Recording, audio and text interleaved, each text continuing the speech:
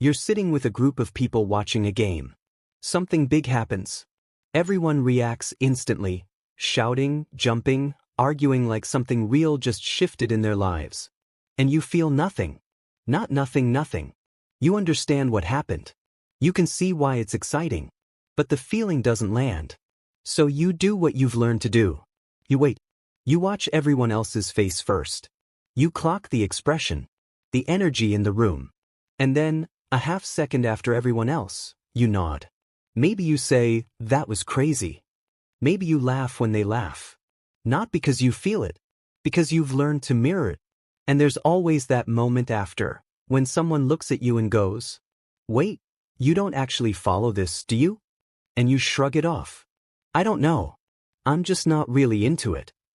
But even as you say it, it feels incomplete. Because it's not just that you're not into sports. It's that something about the way other people care doesn't translate for you. And if you're honest, you've wondered this before. Why doesn't this pull me in the way it pulls everyone else? Let's get rid of the obvious explanations first. It's not because you're boring. It's not because you don't understand the game. And it's definitely not because you lack passion. Because if someone looked closely at your life, they'd see the opposite. You can get deeply absorbed in things. You can spend hours inside an idea, turning it over, pulling it apart, extracting something from it you didn't see before. You care. Intensely sometimes. Just not about this. And you've tried. You've watched matches with friends. Asked questions. Picked a team just to feel included. Told yourself, this time I'll actually get into it. And for a while, you follow along. But then your attention drifts. You check your phone. You notice you're the only one not reacting. Everyone else is emotionally inside the moment. And you're watching it from just outside. And here's where it starts to feel strange, not just different. Like there's a shared emotional language happening around you that you don't fully speak. The part almost everyone misses is this.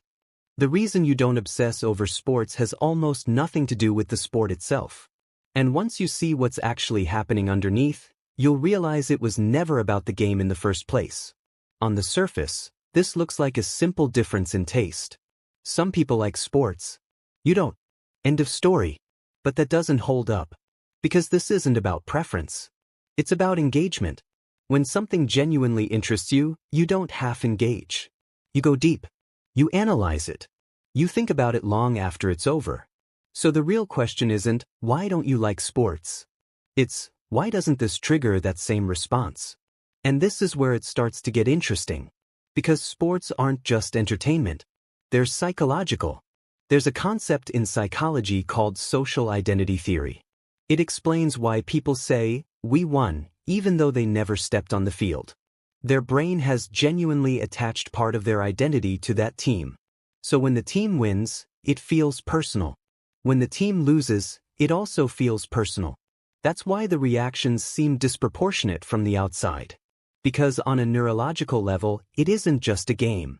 It's self-related. Your experience doesn't quite work the same way. When you watch a game, your brain doesn't automatically merge your identity with what you're seeing. You don't feel, "That's me out there." You feel, "That's something happening in front of me." That small shift creates a massive gap.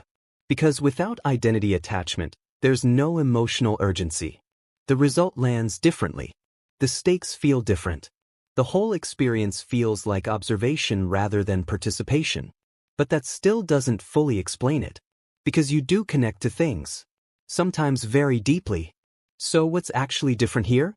Think about what genuinely holds your attention. Not what should. What actually does. Chances are, your mind gravitates toward things that expand the more you engage with them. Ideas that evolve. Patterns that reveal something new each time you look. Concepts that deepen rather than repeat. You don't just want stimulation. You want progression. Here's what that looks like in practice. You can spend 3 hours going down a rabbit hole on something most people would find obscure. A psychological theory, a historical event, a system you're trying to understand, and come out feeling more energized than when you started. Because each layer revealed something new. Sports operate differently. The structure repeats. Game, result, reaction, next game. The details change but the loop stays the same. For many people, that repetition is comforting, exciting even. But for your brain, there's a ceiling. Once you understand the system, there's nothing new to extract. So your attention pulls away, not from disinterest, but from a quiet instinct that there's nothing more to find here. And this is where it gets uncomfortable. Because it's not that sports are shallow. It's that your brain is looking for a different kind of depth. When someone is deeply invested in a sport, they're willingly tying their emotions to something they cannot control. A win lifts their entire day. A loss genuinely ruins it. And they accept that trade, because the emotional access is worth it. It gives them intensity without personal risk. But you don't work that way. You don't easily give your emotional energy to outcomes you can't influence. You don't attach deeply to things that are entirely outside your control. So instead of riding that wave, you stay slightly outside it. You observe. You understand. But you don't hand yourself over. And if you look closely, this shows up across your life, not just with sports. You don't overreact quickly. You don't attach without reason. You hold back first, observe first, and invest only once something has earned it. What looks like indifference is actually a pattern. And that pattern points to something most people never consider. The assumption has always been that people who don't care about sports are less passionate, less engaged, somehow missing a piece of normal human experience. The reality is something different. The people reacting around you aren't necessarily more passionate. They're just less conscious of why they feel what they feel. The attachment happened automatically, inherited from family, absorbed from culture, reinforced by years of shared ritual. They didn't choose it. It chose them. You never got pulled in that way. And because of that, you never developed the automatic reflex to hand your emotional energy to something simply because everyone else did. That's not a deficit. That's a different kind of awareness. The same mechanism that keeps you outside the stadium emotionally, that slight, instinctive resistance to automatic attachment, is the same mechanism that stops you from investing in things that don't truly matter to you across every area of your life. You're not disengaged. You're filtered. Most people never question what gets their attention and why.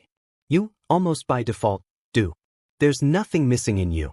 You don't attach your identity and emotions automatically. You don't react because the room is reacting. You don't invest because investment is expected. And in a world that constantly pulls people toward collective feeling, that kind of quiet resistance is easy to mistake for disconnection. But here's the thing. You still care about things. Deeply. Intentionally. In ways that are entirely yours. The question worth sitting with isn't, why don't I care about this? It's, what does deserve that level of attention from me? Because the fact that you don't give it away easily means that when you do care about something, it's real. Not borrowed. Not inherited. Chosen. And that's not a lack. That's clarity most people never develop, because they were never forced to.